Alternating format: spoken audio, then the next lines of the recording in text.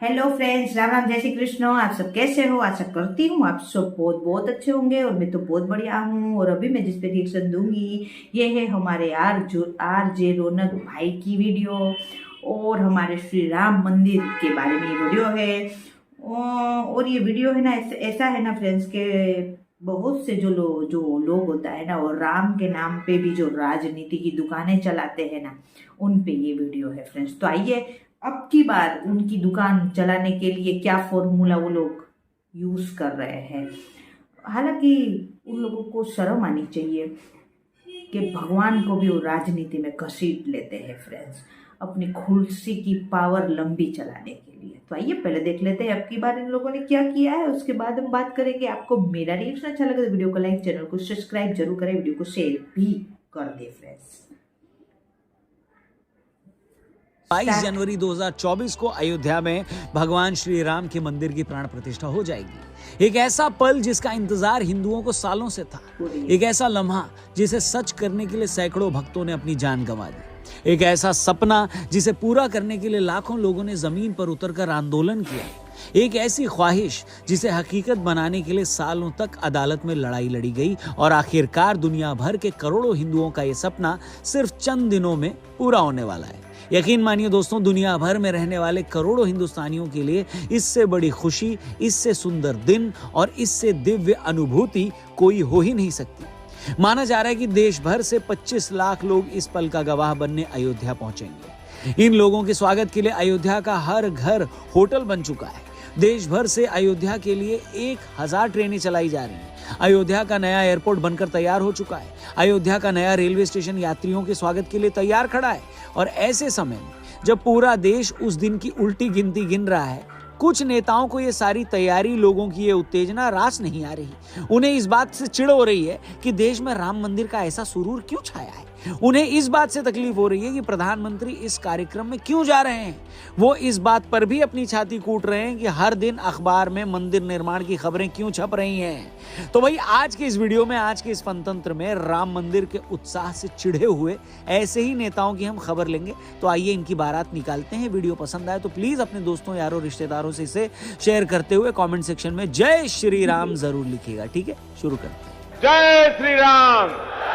जय श्री राम। नमस्कार दोस्तों, आप देख रहे हैं फनतंत्र, मैं हूं रौनक। 22 जनवरी 2024 को दोपहर 12:20 पर कुछ ऐसा होने वाला है जिसका सपना देखते देखते न जाने कितनी पीढ़ियां गुजर गई, मगर सैकड़ों सालों की यह हसरत महज कुछ हफ्तों में हकीकत बनने वाली है। इससे पहले कि मैं इस कार्यक्रम से पहले चिढ़े हुए नेताओं पर आऊं, आपको उद्घाटन से जुड़ी कुछ जरूरी बातें बता देता हूं। 22 जनवरी को तो राम मंदिर का उद्घाटन है, मगर उससे एक हफ्ते पहले 16 जनवरी को दशवेद स्नान, विष्णु पूजन, पंचगव्य प्राशन और गोदान का कार्यक्रम होगा।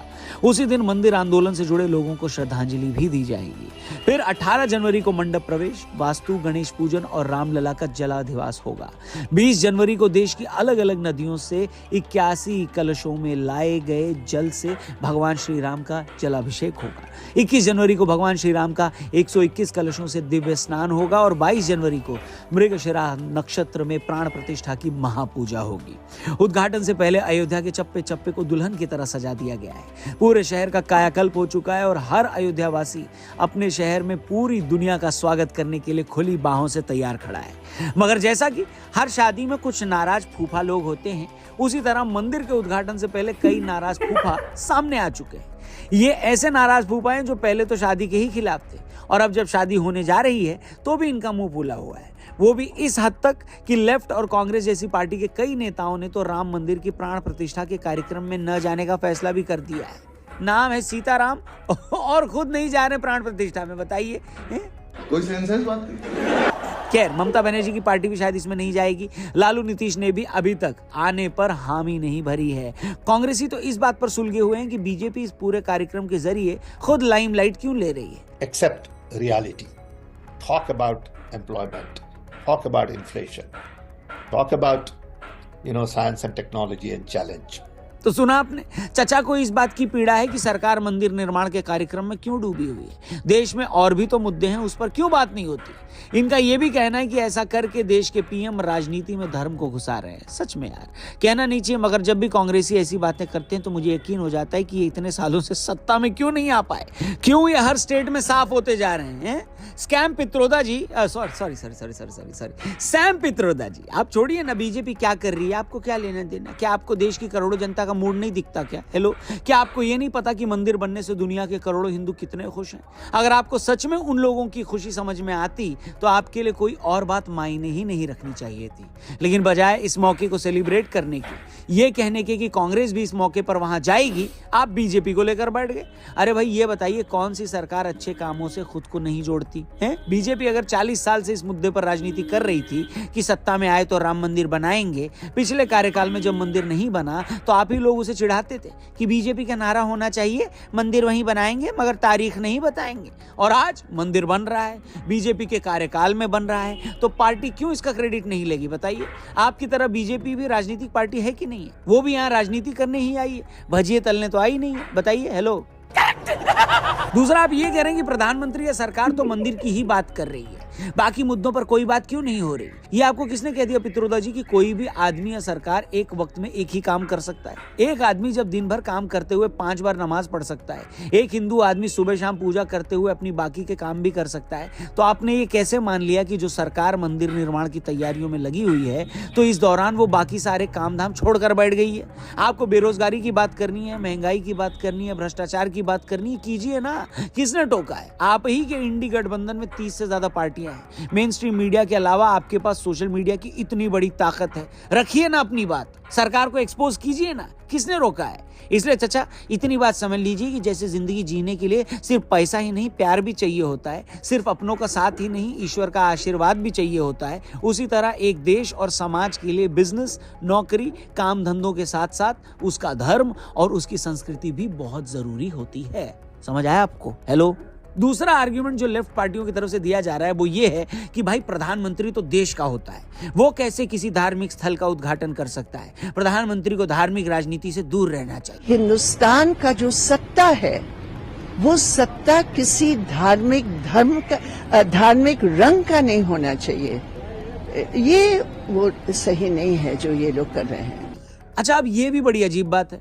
अब ये किसने कह दिया आपको कि हिंदू बहुल राष्ट्र में अगर देश का हिंदू पीएम देश के सबसे बड़े आराध्य भगवान श्री राम के मंदिर की प्राण प्रतिष्ठा में जाता है तो इससे वो सेक्युलर नहीं रह गया? बताइए। जहां तक सेक्युलरिज्म पर मेरी आखिरी जानकारी थी उसके हिसाब से सेक्युलर होने का मतलब है कि हर धर्म की बराबर रिस्पेक्ट करना, हर धर्म को उसकी प्रैक्टिस करने की छूट देना। ऐसे में अगर प्रधानमंत्री राम मंदिर के उद्घाटन के मौके पर जा रहे हैं तो इससे वो कम्युनल कैसे हो गए?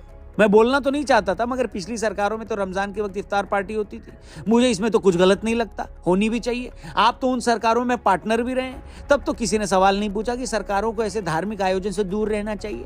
तब तो किसी ने नहीं कहा कि देश का प्रधानमंत्री या किसी स्टेट का मुख्यमंत्री अगर रमजान में इफ्तार पार्टी दे रहा है तो नवरात्रों में कंजक क्यों नहीं बिठाता, वो कन्या पूजन क्यों नहीं करता? अगर धर्म को राजनीति में नहीं घुसाना चाहिए तो आप तब क्यों नहीं कुछ बोले जब देश के प्रधानमंत्री ने कहा था कि देश के संसाधनों पर पहला हक अल्पसंख्यकों का है? अगर राजनीति में धर्म को नहीं घुसाना चाहिए तो शाहबानो केस में राजीव सरकार ने मौलानाओं के दबाव में सुप्रीम कोर्ट का फैसला पलटकर राजनीति में धर्म को नहीं घुसाया था क्या?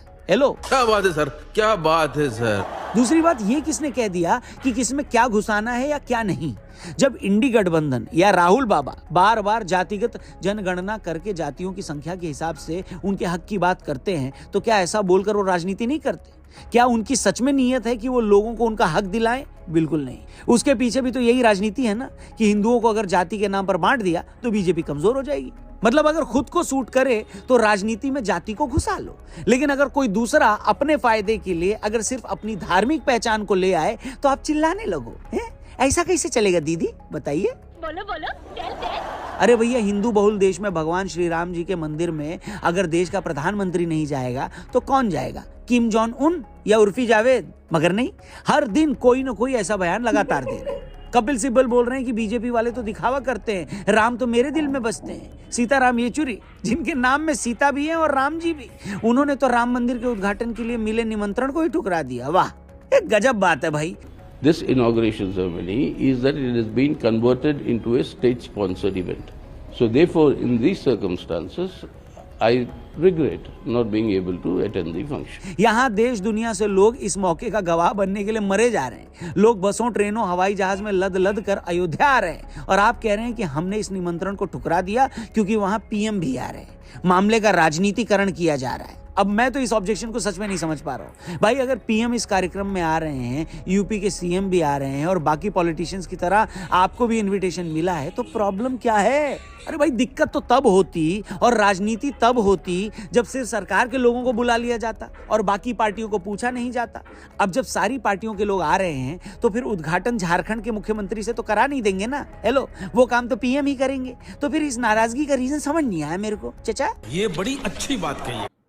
इसी तरह लालू और नीतीश बाबू को भी निमंत्रण मिला है। कांग्रेस के सीनियर लीडर्स को भी निमंत्रण दिया गया है, मगर वो सब आएंगे या नहीं, अभी तक क्लैरिटी नहीं है भाई साहब इस पर। इसके उलट हर दूसरे दिन हमें यही सुनने को मिलता है कि पीएम क्यों आ रहे हैं, बीजेपी वाले इसे राजनीतिक रंग क्यों दे रहे हैं। अरे भैया, हेलो, एक बात बताओ, शादी जिसके घर होगी, शगुन का लिफाफा तो वही लेगा ना। मंदिर बीजेपी का एजेंडा था, उसी के कार्यकाल में मंदिर बन भी रहा है, तो सरकार मंदिर का उद्घाटन दिग्विजय सिंह से करवा दे क्या? बोलो बोलो, करवाना है तो बताओ। खैर, ये पार्टियां या नेता जो भी कहे, इनकी असल पीड़ा ये है कि जनरल इलेक्शन को सिर्फ 4-5 महीने पड़े हैं। राम मंदिर का उद्घाटन पिछले कई सालों की सबसे बड़ी घटना है। लोगों में जबरदस्त उत्साह है, गजब का माहौल बना हुआ है। ऐसे में उद्घाटन के वक्त पीएम वहां रहेंगे, भाषण देंगे, तो बीजेपी को इससे फायदा होगा। और ये सच भी है, मगर भाई ये ऐसी सच्चाई है जिसे आप डिनाई नहीं कर सकते। समझदारी यही होती कि आप बिना किसी हल्ले के या तो कार्यक्रम में चले जाते, और नहीं जाना था तब भी कोई स्टेटमेंट नहीं देते और न जाते। अब हुआ ये कि आपको इस कार्यक्रम पर किसी भी तरह की नेगेटिव बात करने से ये लोग सबसे अलग दिखाई दे रहे हैं। सीधे शब्दों में कहूं तो ऐसा लग रहा है कि ये लोग रंग में भंग डाल रहे हैं, शादी से पहले नाराज फूफा का रोल प्ले कर रहे हैं। और सच कहूं तो ये देखकर बड़ा दुख होता है। हकीकत ये है कि भगवान श्री राम जी की जन्मस्थली अयोध्या में सैकड़ों सालों बाद उनके मंदिर का बनना हर चीज से बहुत ऊपर है। ये ऐसा मुद्दा है जो बीजेपी, नरेंद्र मोदी और राजनीति से कहीं ऊपर है। ये ऐसी खुशी है जिसका कोई ठिकाना नहीं है। ये एक ऐसा इंतजार है जिसकी कोई तुलना नहीं है। ये ऐसा परमानंद है जिसे सिर्फ महसूस किया जा सकता है। इसलिए मेरी ऐसे तमाम लोगों से हाथ जोड़कर विनती है कि भैया, इस शुभ अवसर पर कोई नेगेटिव बात मत करिए। ऐसा कुछ भी मत बोलिए जिससे लोगों का दिल दुखे, माहौल में कड़वाहट पैदा हो। ऐसा कुछ मत करिए। हमें तो खुश होना चाहिए कि ये सपना हम लोगों के जीते जी पूरा हो रहा है। सोचिए, कितने लोग अदालतों में मंदिर की लड़ाई लड़ते लड़ते मर गए, कितने लोग मंदिर आंदोलन में पुलिस की गोलियों से मारे गए, कितने इस दिन को देखने से पहले इस दुनिया से चले गए। मगर आप और हम खुशकिस्मत हैं कि ये सपना हमारे जीते जी पूरा हो रहा है। और अगर ये सपना हो रहा है पूरा, तो इसके लिए भगवान का धन्यवाद कीजिए। उस ईश्वर के प्रति अपनी कृतज्ञता जाहिर कीजिए जो आपको ये दिन दिखा रहा है। मगर कुछ लोग इस छोटी सी सच्चाई को समझने के बजाय इस महान अवसर में भी पॉलिटिक्स का नफा नुकसान ढूंढ रहे हैं, जो कि सच में तकलीफ देने वाला है। खैर, बेहतर यही होगा कि हम ऐसे लोगों को इग्नोर करें और खुली बाहों से उस महान दिन का स्वागत करें। बाकी आपकी इस मामले पर क्या राय है, कमेंट करके जरूर बताइएगा। ऐसे लोगों के बारे में, ऐसे बेतुके बयानों को जब आप सुनते हैं तो आपका क्या रिएक्शन आता है, और आपको क्या लगता है इस पे सबसे ज्यादा पॉलिटिक्स कौन कर रहा है? प्लीज अपना ओपिनियन जरूर शेयर करिएगा कमेंट सेक्शन में। और ये वीडियो अगर आपको पसंद आई हो तो प्लीज इसे जरूर शेयर करिएगा। हमारे चैनल को भी सब्सक्राइब करिएगा। फेसबुक पे देख रहे हैं तो हमारे पेज को जरूर लाइक करिएगा। Thank you for watching. जय हिंद, जय श्री राम। जय श्री राम। बहुत ही सुंदर सी वीडियो। और अंत में आरजे रौनक जी ने हमारा ओपिनियन मांगा कि हम क्या सोचते हैं। तो हम सोचते हैं ना कि इन नाराज फूफे जो होते हैं ना, उनसे कुछ फर्क नहीं पड़ता। जो उनको ये, अब वो दिन कुछ और थे जब इन नाराज फूफे लोग बोलते थे और पब्लिक उनकी बात में आती थी। आज का दौर कुछ अलग चल रहा है। आज के दौर में सब राममय हो चुके हैं, और जहाँ राम का नाम हो ना, उधर किसी की नहीं चलती फ्रेंड्स। और इन लोगों को सिर्फ पेट में दर्द यही है कि ये जो बहुत ही भव्य हमारा श्री राम जी का मंदिर बना है, हमारे प्रभु श्री राम का मंदिर बना है, और उनका भव्य जो उद्घाटन होने जा रहा है फ्रेंड्स, उनमें कहीं बीजेपी का फायदा नहीं हो जाए। तो वो तो ये बात तो 100% सही है कि फायदा बीजेपी का ही होगा, क्योंकि ये जो बहुत बड़ा मौका, भव्य मौका है ना, मैं तो बोली 500 साल का सबसे बड़ा मौका, भव्य माहौल जो होने जा रहा है, उसमें मोदी जी अपने स्पीच देंगे और मोदी जी दिखाई देंगे। ये केवल भारत के लिए, केवल अयोध्या या केवल भारत के लिए नहीं है, पूरी दुनिया में जो हम हिंदू बसते हैं, श्री राम के प्रति आस्था रखते हैं, उनको ये जो मौका है ना वो दिखेगा। सो मोदी जी को सब सुनेंगे, तो इसका फ़ायदा मोदी जी को ज़रूर होगा। 2-4 महीने बाद जो इलेक्शन आने वाला है, और उनकी वो मतलब बहुत ही भव्य तरीके से मोदी जी आएंगे भी इस बार, क्योंकि और अगर राजनीतिक इनको फ़ायदा हो भी रहा है तो उसमें भी कुछ बुराई नहीं है। कांग्रेस के मैनिफेस्टो में कभी राम मंदिर नहीं रहा है, तो अब जो बीजेपी के मैनिफेस्टो में राम मंदिर रहा था, और वो लोगों ने पब्लिक को एक होप दी थी कि रामलला का भव्य मंदिर बनेगा, और होप वो पूरी होते होते 40 साल लग गए, लेकिन वो मंदिर बना। बीजेपी के जो टाइम पीरियड चल रहा है, सरकार चल रही है उसमें, और बीजेपी के प्रयासों से ये मौका आया है आज हम लोगों की लाइफ में, तो ये उनको फ़ायदा होना बनता है और होगा भी फ़ायदा। तो केवल विपक्ष को, आई थिंक सब पार्टियां है इसमें जो विपक्ष है, उनको केवल और केवल, ये बहुत ही दुर्भाग्य की बात है उन लोगों के लिए फ्रेंड्स, कि उनको केवल ही केवल इतना बड़ा जो मौका है वो केवल मोदी जी उनको दिख रहे हैं और बीजेपी दिख रही है, तो उनका ये लाभ है ना वो नहीं ले पा रहे हैं फ्रेंड्स। वो कहीं ना कहीं जो मोदी जी को वही लोग बड़ा बना रहे हैं उनकी चर्चा करके फ्रेंड्स। हालांकि सरकार और मोदी जी से जो ये मौका बहुत बड़ा है, श्री राम के आगे कौन टिक सकता है और कौन हो सकता है फ्रेंड्स, ये हम सब हिंदुओं के लिए बहुत बड़ा मौका है। इधर हम लोगों को विपक्ष, पक्ष, मोदी जी, ये सरकार, वो सरकार, ये पार्टी, वो पार्टी, सब हम लोगों को भूल जाना है और 2 हाथ जोड़ के नतमस्तक होके हमको केवल श्री राम के आगे सिर झुकाना है। लेकिन ये लोग नहीं समझ रहे हैं कि हमारी लाइफ में इतना बड़ा जो मौका आया है वो अभी भी नफ़ा नुकसान में लगे हुए हैं। राजनीतिक जो नफ़े नुकसान हुए हैं उसमें वो लगे हुए हैं, वो भूल नहीं सकते। 22 जनवरी को केवल याद रखे और हमारे रामलला का आगमन वो याद रखे, वो नहीं कर सकते फ्रेंड्स। तो वो उन्हीं का नुकसान कर रहे हैं, और ये नाराज फूफों से हम लोगों को कोई फर्क नहीं पड़ता फ्रेंड्स। हम लोग डूबे हुए हैं श्री राम की भक्ति में और श्री राम के आगमन में और वेलकम में फ्रेंड्स। तो ये वीडियो बहुत बहुत अच्छी थी।